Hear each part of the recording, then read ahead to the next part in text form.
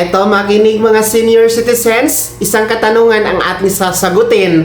Mula ito sa ating Facebook page viewer, mula kay Ma'am Marites Aguelo Barcinas. Ang katanungan niya, paano pag may social pension, kasali pa rin sa universal social pension? Well, yan ang ating sasagutin, mga ka-vlogs. Sa kasalukuyan po kasi, meron tayong social pension. At ito si Ma'am Marites na nagtanong, kasama siya. Ang social pension ay pinipili. Hindi lahat ng mga nakakatanda ay kasali dito. Ang social pension kasi, yung criteria, no, alinman sa babanggitin ko, dapat may kapansanan, may karamdaman, o walang sustento mula sa anak, walang source of income. So yun po yung mga batayan para po makasali sa social pension. Para lang talaga ito sa mga indigent o mga mahihirap. Well, hindi nga kasama dito yung mga merong SSS pension, PBAW pension, or GSIS pension. Sa kasalukuyan po mga ka-vlogs, meron lamang pong 4 na milyon mahigit ang kasama o benepisyaryo sa social pension. Kasi nga sinasala, pinipili. Well, ang katanungan ni Ma'am Marites, kung meron bang social pension, makakasama pa rin ba sa universal social pension kapag magiging batas? Ang kasagutan po, oo.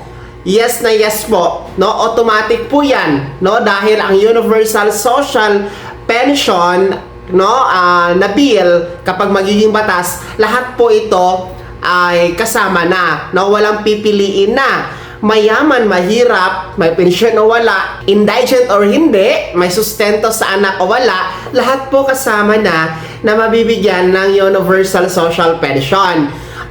Basta 60 years old ang edad at isang Filipino senior citizens. Well, wala namang pagkakaiba no sa halaga na matatanggap kasi ang social pension natin ngayon ay 1,000 piso ito buwan-buwan at ang payout every 3 months at sa kabuwang isang taon, meron po tayong 12,000 na kabuuan na halaga ang makukuha. Ganon din po ang halaga sa universal social pension. 1,000 din po ito na monthly pension, mga ka-vlogs. Okay? So, wag mag-alala Ma'am Marites Aguelo Barcinas dahil kahit nakasama kayo ngayon sa social pension, makakasama pa rin po kayo sa universal social pension pag naipatupad na ito. Pero paalala po ha, ang universal social pension ay bill pa lamang. Panukala pa lamang ito, nasa Kamara pa at ang huling ulat po ng NCSC ay isusumiti na ito sa plenaryo.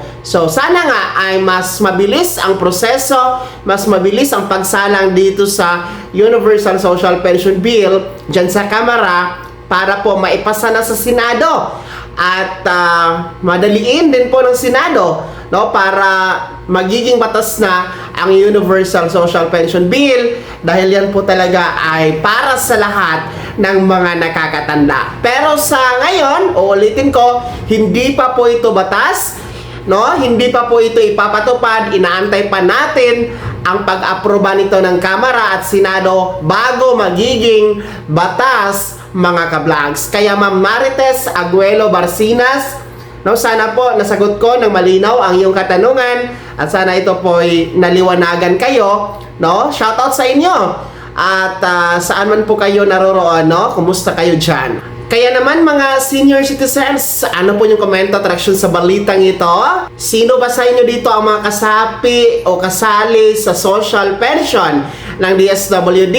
At sino sa inyo dito yung umaasa na maisabatas na ang Universal Social Pension Bill?